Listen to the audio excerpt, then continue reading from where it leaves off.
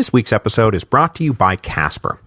Casper is a sleep brand that created one perfect mattress sold directly to consumers, eliminating commission-driven, inflated prices.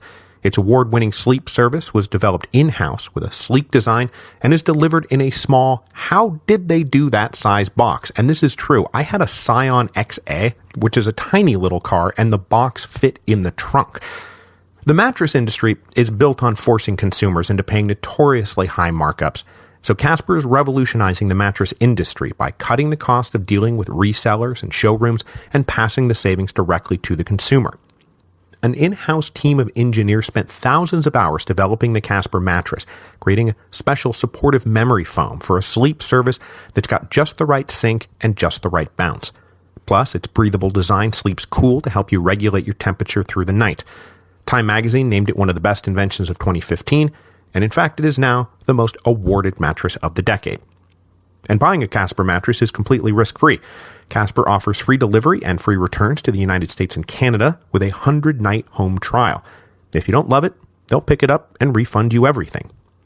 So the special offer we have is that you get $50 towards any mattress by visiting casper.com/revolutions and using the promo code REVOLUTIONS. That again, casper.com/revolutions and the promo code REVOLUTIONS. Terms and conditions apply.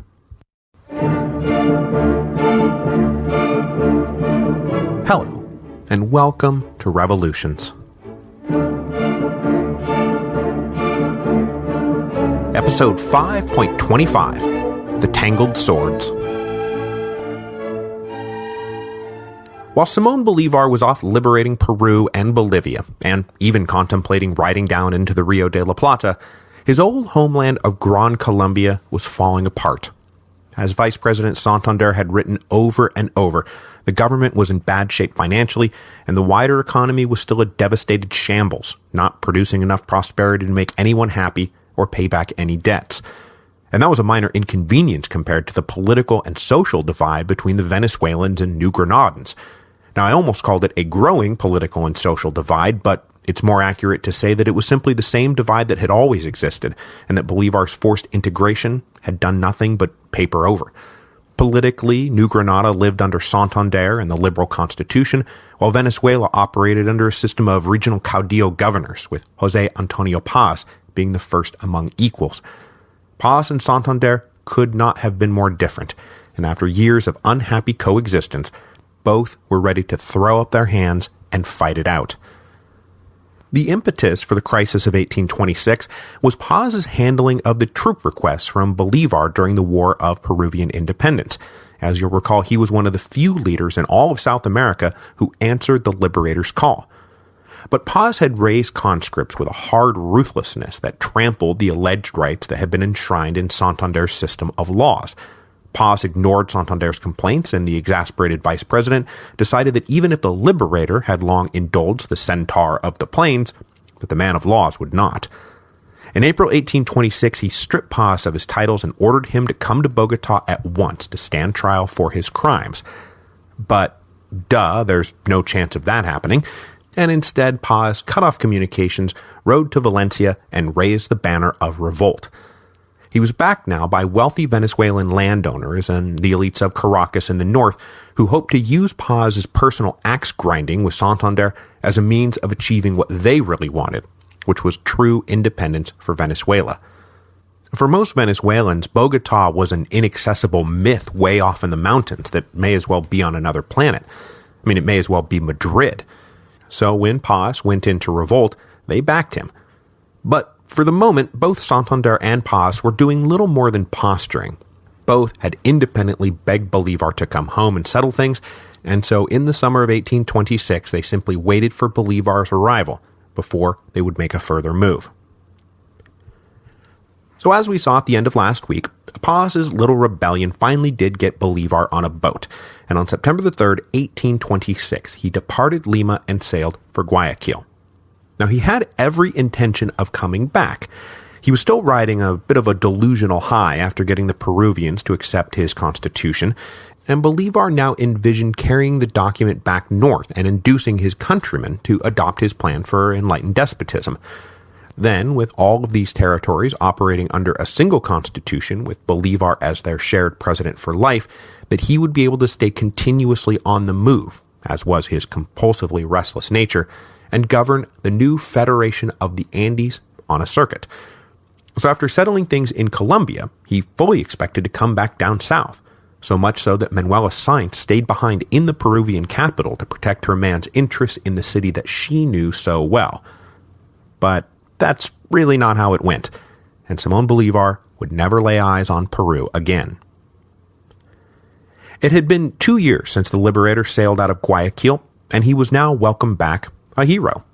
The territories that had made up the old Audiencia of Quito were now being referred to as the Colombian province of Ecuador, but its inhabitants maintained a fierce streak of independence from both Lima and Bogotá, and 2 years after being folded into Colombia, they were supremely dissatisfied with Santander's rule.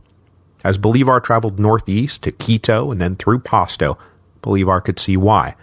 They were subject to taxes and laws that seemed designed to benefit the Bogotá elite, but not the average Ecuadorian.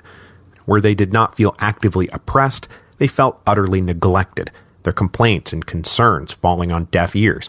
Necessary administrative functions were deprioritized to the point of Bogotá just abandoning the locals to their own fate. So wherever Bolívar passed, he asserted for himself broad authority to make appointments, promote military officers, commute sentences. Whatever he could do, he did. And it only fueled his conviction that the liberal constitution crafted at Cúcuta in 1821 was not working, and that the constitution he had imposed on Bolivia and Peru was the only answer. Up in Bogotá, meanwhile, Vice President Santander kept tabs on Bolívar's approach with frustration and alarm. Santander had been the de facto head of state of Gran Colombia for 5 years now, and whatever criticisms you can level at him, laziness was not among them. He had worked tirelessly to craft laws for the country that simply needed to be given time to work. He was a proud man. He was proud of what he had done, and to hear that Bolívar was wandering back north undoing all of it by arbitrary fiat was maddening. He had also read Bolívar's constitution and knew that the liberator was angling for a lifetime presidency in a strong executive government that would no doubt shake out to be a personal dictatorship. This offended not only Santander's liberal principles, but also his own ambitions. The vice president did not want to stay vice president forever, and if Bolívar was elected president for life, where did that leave Santander? Especially now that Sucre would certainly get the vice presidency as Bolívar's heir apparent. Santander's skeptical frustration with Bolívar was shared by his fellow countrymen, and as Bolívar crossed the border from what is now Ecuador into what is now Colombia, he felt a major shift in attitude. Where previously he had been greeted by packed celebrations of people encouraging him to assume dictatorial powers, the closer he got to Bogotá, the more sullen the residents became at his arrival. The free press that he himself supported was now filled with anti-Bolívar editorials and major support for the existing Constitution of 1821. Now, it hurt his feelings, but it didn't make him abandon his commitment to freedom of expression.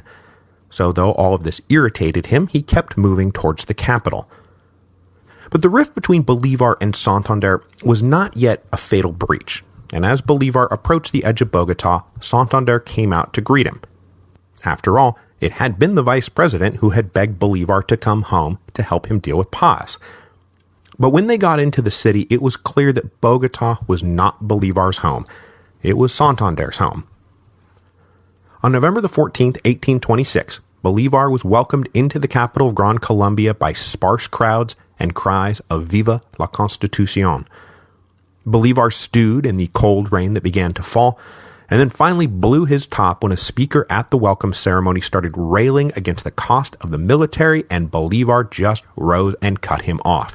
He said we should be celebrating the army, not complaining about it, and he stormed off to the presidential palace. The next morning, though, Santander gave a grand speech in front of the assembled government and notables of Bogotá, praising the liberator and his victories and thanking God that he was now home to deal with the nation's problems. The Congress then invoked Article 128 of the Constitution that gave the president extraordinary powers in times of emergency, and with Paz leading a revolt in Venezuela, It's hard to imagine a more dire emergency. So for the moment, there was reconciliation and understanding between the liberator and the man of laws, and it was the last time that they would see eye to eye on anything. And oh yeah, just be prepared, it's about to be the last time for a lot of things in Bolívar's life. Bolívar only stayed in Bogotá for 10 days. He had come to deal with the revolt of Paz, and that's what everybody wanted him to go do. So he remained in town just long enough to take command of the army Santander had raised from among the native New Granadans. Bolívar was to now lead these men into Venezuela and go fight Venezuelans. But whatever the fantastic breadth of Bolívar's Pan-American vision, home was still home. Bolívar did not want to fight a war against Venezuelans. He wanted to avoid one at all costs. But that didn't mean he wasn't super furious at Paz. He wrote the old centaur of the plain saying, "General Castillo opposed me and lost. General PR opposed me and lost. General Mourinho opposed me and lost. Generals Riva Agüero and Torre Tagle opposed me and lost. It would seem that Providence curses my personal enemies to hellfire, Americans and Spaniards alike." Paz got the hint, and when he got the letter, he withdrew to the safety of the Llanos. After a slow march into Venezuela, down to Coro, and then east along the coast, Bolívar reached Puerto Cabello on New Year's Eve 1826, and there sat down to settle things. Paz was by now deep in the grasslands where he knew he would be safe, and he dared not approach the liberator.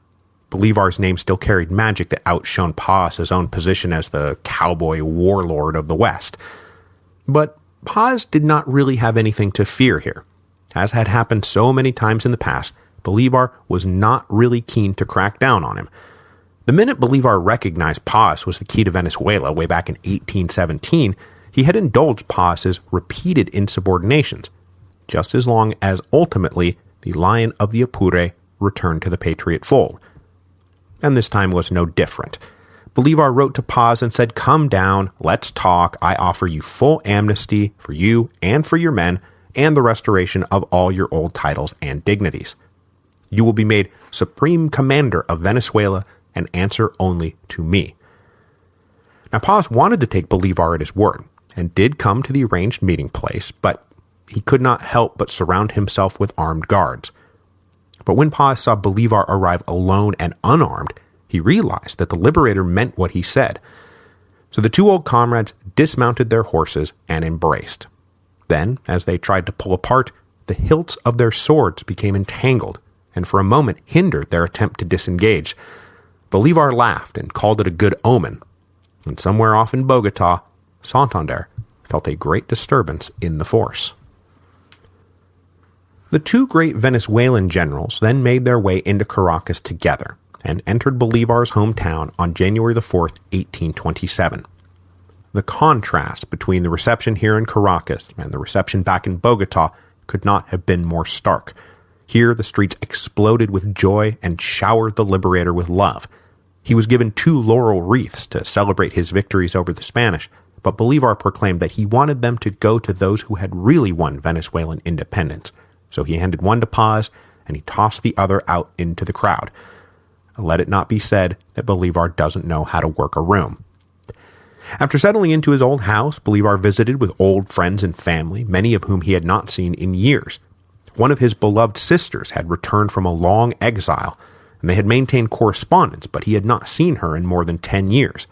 Also back in Caracas was his old uncle Esteban, who you might remember from way back in episode 5.5. Bolívar had not seen old Esteban in more than 20 years since they had parted ways in Spain. Comfortable and happy, Bolívar settled into Caracas to begin directly administering the country of his birth. Back in Bogotá, however, Santander exploded at the unbelievable news coming out of Venezuela. Bolívar had not only issued blanket pardons to all the rebels he had been sent to suppress, but he had confirmed the legality of Paz's claim to something called Supreme Commander of Venezuela, an office not mentioned in the Constitution, and which amounted to little more than Bolívar giving the caudillo structure of Venezuelan warlords the veneer of legitimacy. When Bolívar left Bogotá, it seemed like he was riding off to defend the Constitution of 1821 and bring a rebel to heel. Instead, he had promoted the rebel and turned his back on the law. But by now, Bolívar was tired of Santander's legalistic formulations, and he believed that his vice president loved the law more than he loved people. And as if that wasn't enough, Santander soon started getting reports that Bolívar was unhappy with the vice president's financial management of the country. Recently, Colombian emissaries in London had managed to secure a $300 million loan from British banks, but to the embarrassment of everyone, this money disappeared as soon as it arrived. Bolívar openly blamed Santander and his cronies for corruption and accused them of lining their own pockets, which sent Santander into a nuclear rage. He had spent the last 5 years telling Bolívar that they had to cut expenses, especially in the army, that there wasn't enough money to go around, and Bolívar had cavalierly blown him off and instead written romantically of political liberation and military glory. So where has the money gone? I'll tell you, it went to pay for your adventures, and now you have the audacity to question my honor? Now, of course, some of the money wound up in Santander's pocket. Sure, I mean, what's the point of going into politics if you can't skim a little off the top? But I think Santander had every right at this point to really, really want to punch Simón Bolívar right in the face. As Santander and Bolívar exchanged testy letters, news arrived in Caracas in April of 1827 of dire events back in Lima. Back in mid-January now, the Colombian troops Bolívar had left behind in the Peruvian capital had mutinied. Now, you might think the Peruvian leaders would be horrified by this Colombian mutiny, but in reality, they had been the ones to help stage it in the first place. Annoyed that Bolívar had left this foreign garrison behind, the Peruvians had sowed discontent in the ranks over cuts to pay and rations, and then stoked the mutiny against Bolívar's officers. On January the 26th, 1827, the 3rd Division went into revolt. They expelled their officers and seized both the fortress of Callao and the seat of Lima's government. Manuela Sáenz had tried to halt the mutiny, donning her colonel's uniform and riding out to directly confront the ringleaders and implore them to stay loyal, but she was only able to stall their anger for so long. At midnight on February the 7th, she was arrested by Peruvian authorities and tossed into a locked cell in a convent. The leaders of Peru were now free to use the mutiny as an excuse to expel the Colombians from their country. Back up in Bogotá, this all played so well into Santander's hands that there's good reason to believe that he too was in league with the entire plot. No one wanted the Colombian troops home more than the vice president did, and far from condemning the disloyalty of the soldiers, he joined in the spontaneous party that broke out in Bogotá when the city heard the news. He then wrote a letter thanking the leader of the mutiny, a captain named José Bustamante, for acting in the best interests of the country. Then he promoted Bustamante to colonel. See, Bolívar is not the only one who can legitimize a rebellion if he wants to. So now it was Bolívar's turn to be enraged. He knew instantly that his enemies in Bogotá and Lima had conspired to corrupt his faithful troops and undermine his vision for the Federation of the Andes. Of his vice president in particular, he said, "Santander is a snake. I trust neither his principles nor his heart." And as he was getting this news, even more news was being made at that same moment in Peru. After 2 months of house arrest, Manuela Sáenz was put on a boat with a dozen other senior Bolivarian officers and shipped out of the country. The Peruvians then annulled the constitution Bolívar had forced them to adopt and went back to their old model. Then they went even further. The mutinous 3rd Legion departed Lima just as everyone wanted, but only to go occupy Guayaquil, expel Bolívar's allies from the city, and probably pave the way for Peruvian annexation. Having helped let this cat out of the bag, Santander now turned around and ordered Colonel Bustamante to stand down, but the border between Peru and Colombia was now back on the table and would be a problem for years to come. Bolívar was by now becoming profoundly disillusioned, and he said famously after all of this, "We have arrived at an era of blunders. In order to fix one, we commit 50. Now at this point, what I want for Simón Bolívar is for him to let it go. Just let it all go. He was back home, where he was well loved. Venezuela had a ton of problems to deal with. The economy was in ruins, there was social dislocation, there were racial integration matters to deal with, more than enough to keep him busy. and he had met hardly a soul in the entire continent of South America who shared his particular vision for the Federation of the Andes. Santander was constantly trying to stab him in the back, Lima wanted no part of him, Bolivia was already its own country, and after riding from Guayaquil all the way to Caracas, he had added another 2,000 miles of hard riding to a revolutionary career that probably saw him on horseback for somewhere between 70 and 75,000 total miles. The Spanish were now evicted. His country was liberated. So what I want Bolívar to do right now is to say, okay, I will be president of Venezuela. I will stay here in Caracas with my friends and my family, live on my ancestral estates, and do my best to build a country with my own idiosyncratic brand of enlightened despotism. His fellow South Americans would have rejoiced at that announcement, that the liberator was finally going to stay home, and he would have been remembered everywhere as the legendary liberator who had freed them all and then gone home and allowed them to plot their own destiny like the free people he kept telling them that they were. I picture him in a wide straw hat, sitting on a veranda, sipping some nice wine, and dictating memos that would ensure Venezuela would become a strong, healthy, and vibrant new nation. It was a retirement that he had certainly earned. But alas, Bolívar, alas, you did not do any of those things. Instead, he got all riled up in June of 1827 when he found out that Santander had induced the Congress to strip Bolívar's emergency powers. Which, isn't the craziest thing in the world. When Bolívar pardoned Paz, that meant the emergency was over.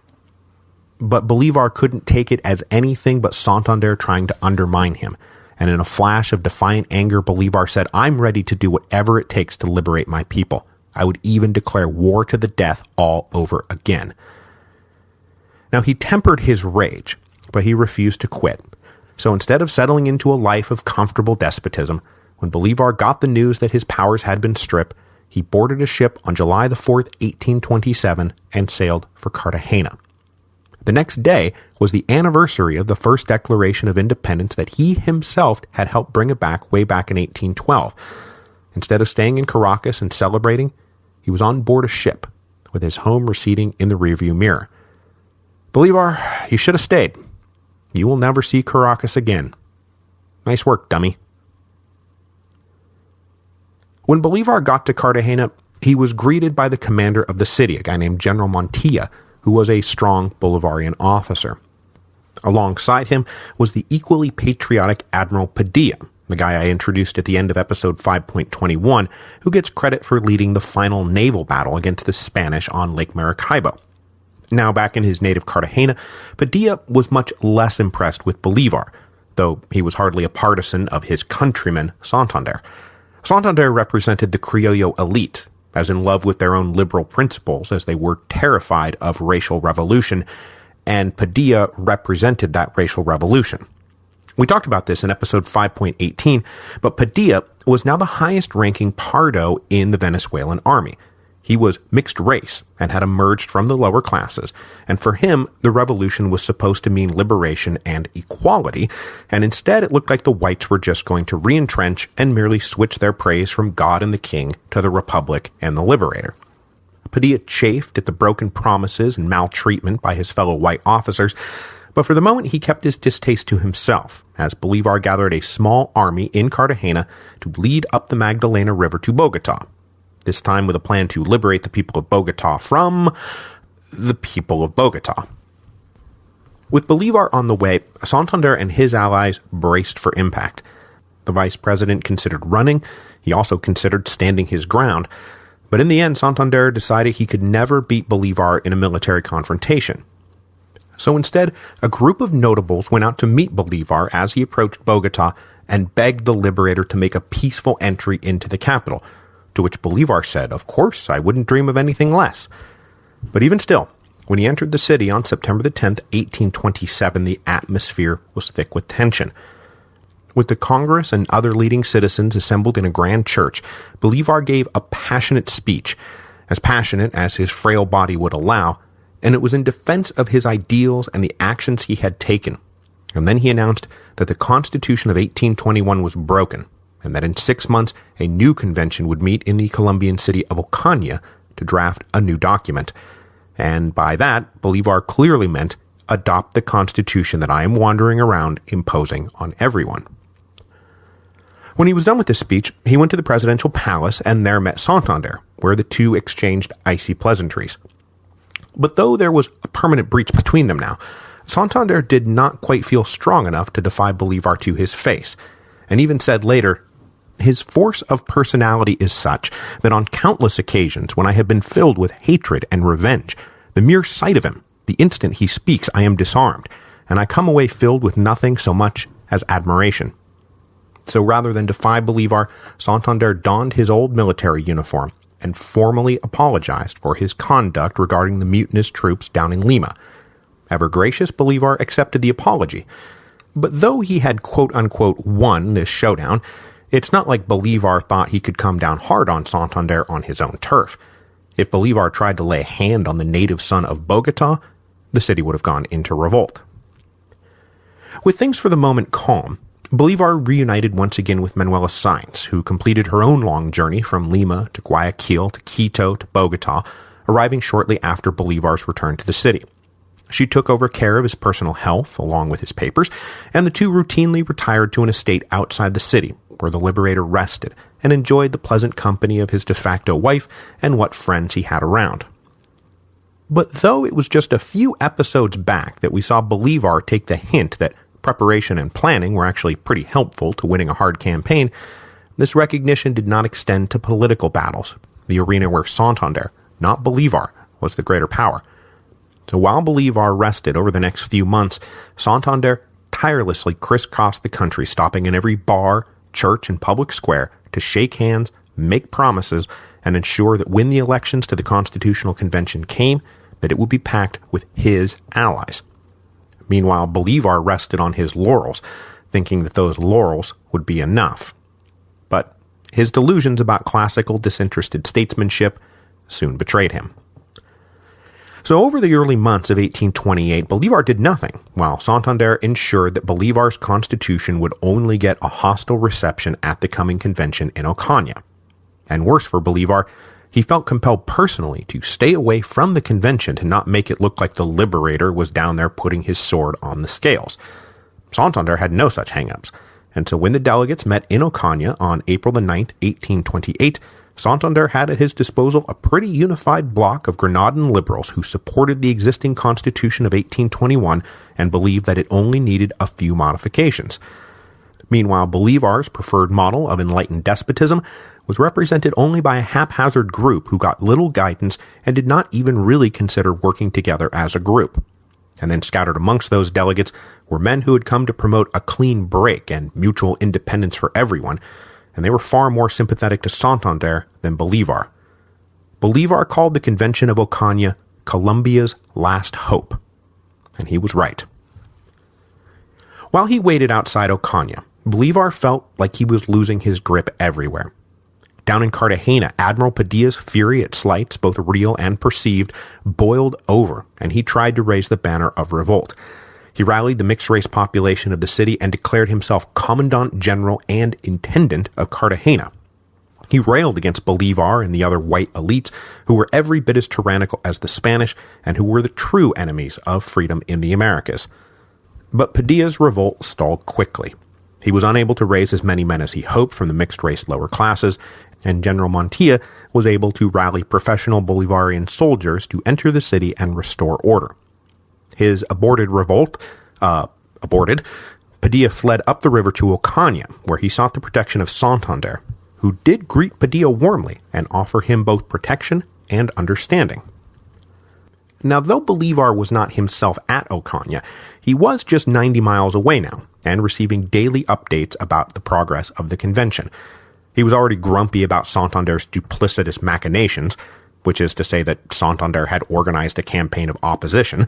Bolívar learned of Padilla's revolt and flight to Santander's open arms with the press dread. Nothing seemed to be going right, and everyone seemed to be against him. With Bolívar's constitution rejected, Santander then introduced a modified version of the Constitution of 1821, the only significant modification being the elimination of the emergency presidential powers clause that Bolívar had so recently invoked.